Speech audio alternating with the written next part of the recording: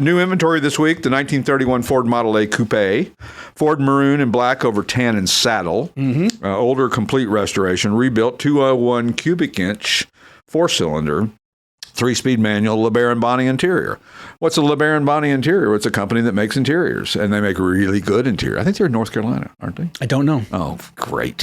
See, when I set you up for this, I'm really looking for you to validate what I know. I don't remember everything. Podcast at classicautomall.com. Yeah, let us know. Related to the LeBaron coach builders of Chrysler fame, or we don't know? I don't know. Look that up. Look that up. Once again, podcast at Classic Podcast, Automall. if you know, and I'm sure you do, and I'm sure there's knowers out there because we get a few knowers. Absolutely. That's great. I love it. I love it when we put something wrong on something, somebody calls and says, hey, that's not a DB boy-da-ba-da-ba. No, we got a question for Japan, but we couldn't interpret it, so we got to work on that. That is a desired interior, though, from collectors. Yeah, and tops, too. That's so the they one make you want. tops, Yep. yeah.